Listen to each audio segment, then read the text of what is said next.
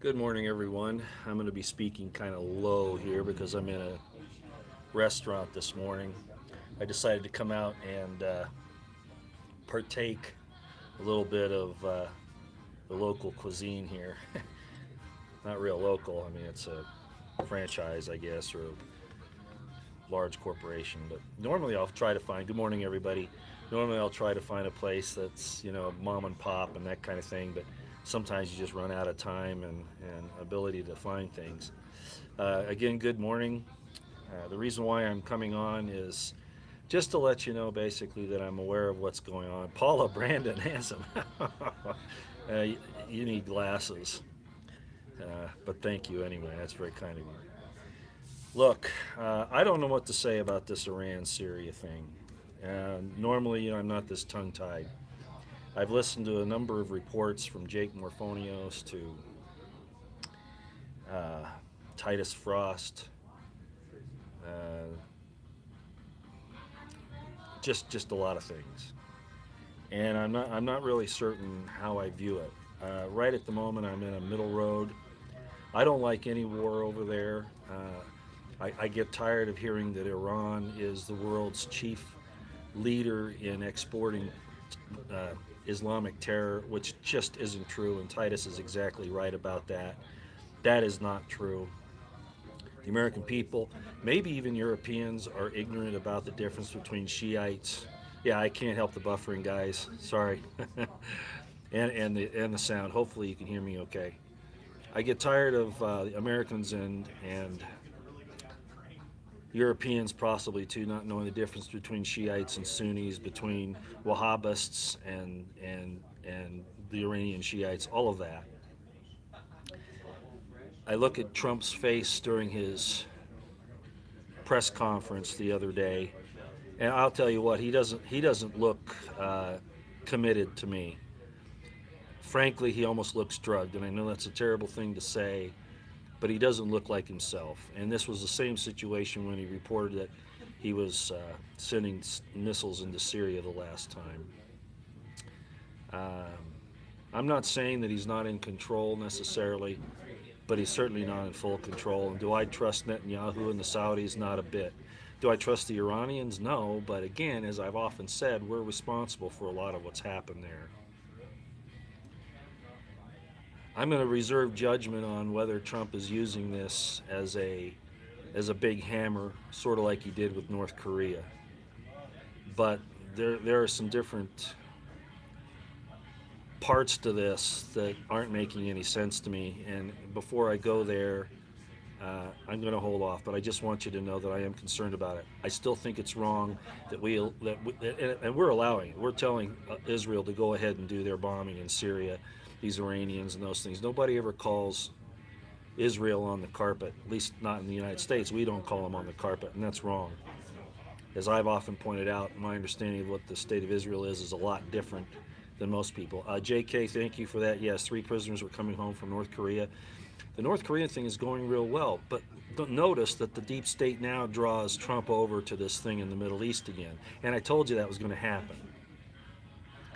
You know, have a success in North Korea, and they're going to make a debacle of this thing in Syria and Iran. I'm telling you, that's the way this is going to go. And they're after your daughters this time. I'm telling you, they're after your daughters. You know, well, I don't want to get off the subject, but I'm really getting tired of men not standing up for the women. And I know a lot of women today don't want it. Oh no, we're strong. We can do it ourselves. You know, PC, whatever. You know, we're really men in women's bodies, whatever the hell they're talking about. But it's destroying us. It's destroying us as a species. And this is not a good thing that's happening across the board right now, despite all the successes of Trump. As I've often said, all that can go away in a day if they get him out of here. Okay? Um, I know somebody says that Kissinger said Israel won't exist in 10 years. Look, that's because of the New World Order, okay? Don't misunderstand what Kissinger's talking about. He's neither will the United States exist in 10 years or any other sovereign state. That's what he's getting at.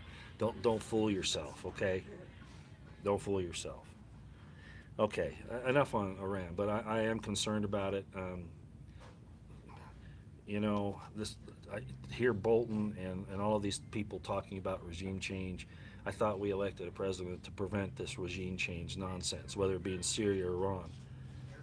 Uh, I agree the Iranian people are under a yoke with those leaders, but Assad isn't like the Iranian leadership.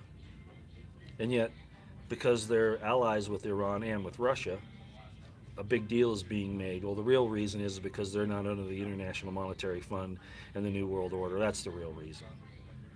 And if you don't think so, just wait a little while. Okay, I'm going to move off that. I know that's no earth shattering information. As I said, I'm going to hold judgment back to see if Iran can be pulled in. But I got to tell you, I'm sick and tired of Saudi Arabia and Israel getting away with the crap they do. And nobody calls their feet, calls their bluff, calls out their lies. Titus did this morning. Titus Frost, he did a pretty good job, and so does Jake Mafronios. Too many other people are afraid to do it. Um, I, I, I really like this. What's happened to Eric Schneiderman? He deserved what he got there, and it's very possible that Trump maneuvered that because this has been a major enemy of Trump and really the constitutional republic. But to see this guy who's been out there championing women's rights and all that stuff to go down, I'm not. I don't think it's right to be involved in people's bedroom behavior. I don't think that's necessary. There are a lot of different ways to express yourself in a situation like that, and I'm not condemning any of it, except if it's done by force against somebody's will, under threat, or that kind of thing. You understand what I'm saying? And apparently that was the case with this Eric Schneiderman, if you believe the stories that are coming out. And considering the kind of guy he is, that's not proof, but it's kind of par for the course for these types. So I'm really glad to see that he's going down. He did try to halt. He actually did. He halted the investigation into Nixon, the Rainier group, back some time ago. And as several people have said, I think Napolitano said it too. That's a key to a lot of these elites in corporations and in government and ecclesiastical institutions. And I'd sure like to talk about more of that, but you have to be careful at this point because, you know, the amount of evidence that's there, the way they suppress it. Well, you can see nobody's talking about hardly anybody's talking about the Schneiderman thing in the mainstream news. They're keeping that quiet. So there's still this concerted effort. Like I've always said, the MSM is the CIA, is the intelligence community, and Trump has to eventually, I think, call that out. Uh, they Somebody came out a while ago and said, "Oh, the CIA has been cleaned out." No, it hasn't. Where do people get this stuff? All you got to do is look around and see that it hasn't been. Neither is the FBI. A few at the top have, but they're littered through there. Look at Brightsig in Oregon. you know. Okay. Mueller is the big problem still. Uh, I wish there could be a concerted effort in Congress to support the president, but that's not going to happen, obviously. I, I, I wish the entire nation would, despite how you feel about Trump, he's still the icon of the constitutional republic. And so, even though like I'm concerned about this thing in Syria and in Iran and all that, the fact of the matter is that he's still the best chance we've got. So that doesn't mean it's the only one, because a lot of it's going to fall on the hearts and minds of the American people, and I think a lot of them are still not sure where they stand on these issues. But that is a dividing line. But anyway, um, I wish Trump would just go ahead with the few people of support that he has in Congress, and certainly with the DoD, and act on the special counsel, the DOJ, and the FBI as a minimum right now. And you all know the names that I could name, and I'm not going to do that again. But I still think we're waiting too long on that. If you want to see a good report today, and I like to talk about other people's reports.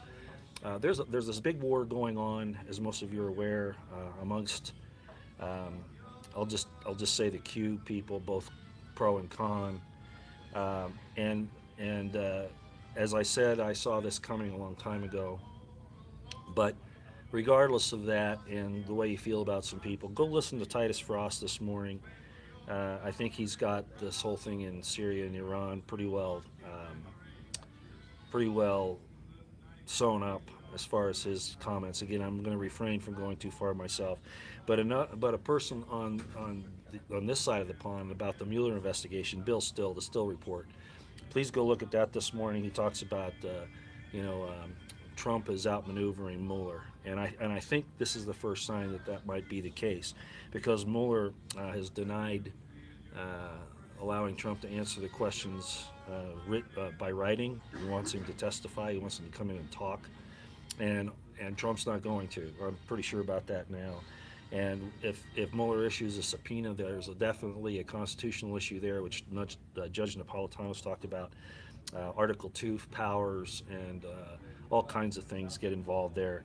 And even with the Supreme Court still not having the balance that I would like it to see, uh, uh, Bill still thinks, and maybe so, that the Supreme Court would rule in Trump's favor that he does not have to answer to Mueller in that subpoena.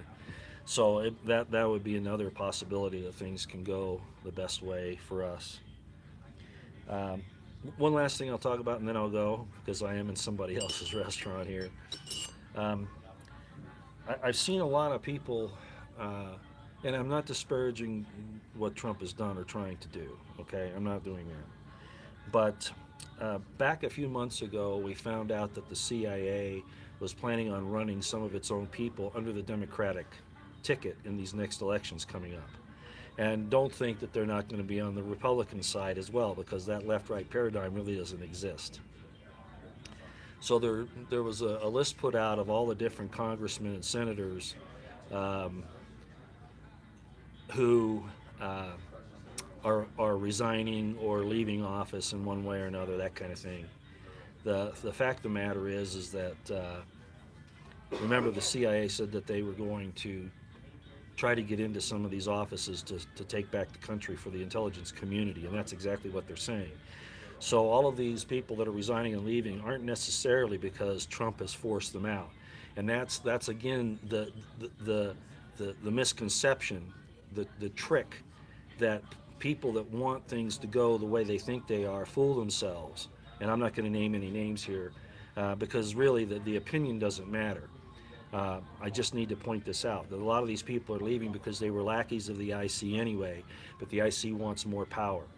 So they don't want the lackeys there anymore. They'll pay them to get out and then put their own people in. That's what we're looking at.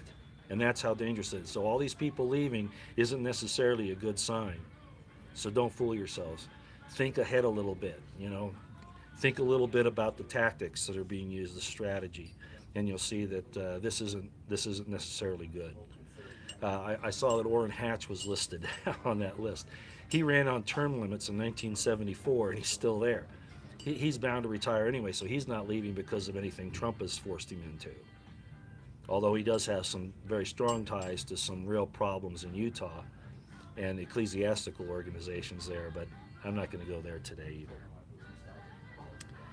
All right, well, I'm going to go back to breakfast and have a few more things. Roy is shilling today. CIA already infiltrated your government. I'm not shilling. Obviously, the CIA infiltrated the government. It is the government. It considers itself the fourth part of the government, or the real government. So I don't know what you're talking about. Some people got to say really stupid things. It makes you wonder if they've got any brains, any gray matter in between those two ears. I remember seeing my wife. She was doing a selling job with some computer equipment, and it was in an open area like a show hall, a conference hall, something like that. And this guy he had these things called, well, they're artificial, um, well, they're basically rags, is what they are, um, and chamois. They're artificial chamois.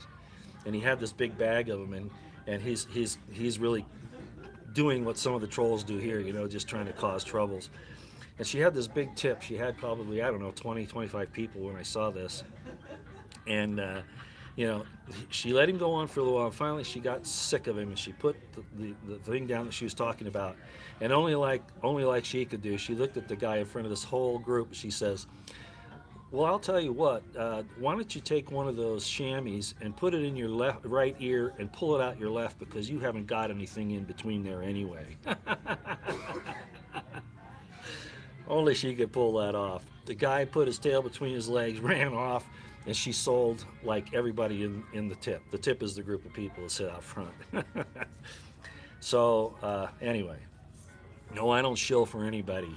I call it the way I see it, and people that have been with me since 2009, they know that.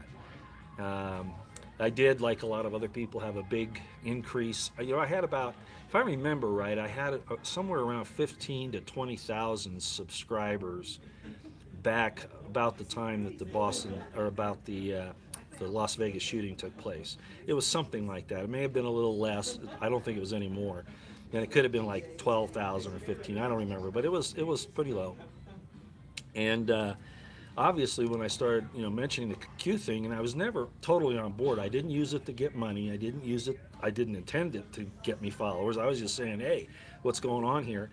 And like I said, the first 3 or 4 weeks were fine, and then I started having a problem.